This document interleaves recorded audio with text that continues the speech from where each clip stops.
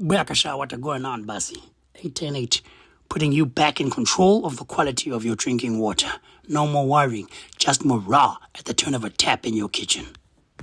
Buyakasha, what going on, Basi? Film it now. So today let's talk about an aspect of bottled water. For this conversation, well, it's not really a conversation because you can't respond, but you know what I mean. Let's park the fact that it's in plastic, because that's a whole other conversation which we'll address later in the week.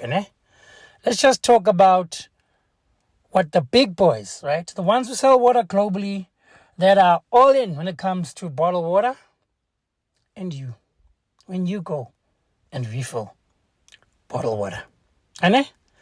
So we're going to start with is all the prep and safety standards that must be adhered to before the big boys can sell water in a store. Let's have a look-see. Final note, it's a snippet because it's going to be too long. Mara, just peep this little piece. You know what I mean? Every bottle of water begins long before a factory line starts moving. The first step is always about finding the right source. Companies may draw from natural springs, deep underground aquifers, or even municipal water supplies. No matter the source, strict surveys and permits are required to prove that the water is both safe and sustainable. Once the source is secured, the water isn't pumped straight into bottles. It first goes through testing to check for minerals, chemical balance, and any trace of harmful microorganisms. These tests confirm whether the water meets international safety standards before it even enters the factory system. From there, the water often passes into holding tanks where heavier particles settle to the bottom. This stage acts like a buffer, making sure there's a steady and stable supply ready for the next steps. Alongside that, the facility itself must be prepared, with sanitary piping, sterilized tanks, and a factory layout designed to prevent contamination at every turn.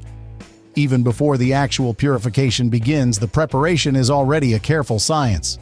Everything from the condition of the water to the cleanliness of the equipment is checked and documented. That groundwork is what ensures the product heading into the production line is set up for success. In this stage, every drop goes through a carefully designed purification system that strips away. And then there's you with your 5-liter bottle from November that you insist on refilling, even though it's not meant for reuse. And then you take that microbe-infested 5-liter and you rinse it. You hit it with a rinse before you refill. Mara Osiris. Can you see the problem? Amara, if you don't die, hush up.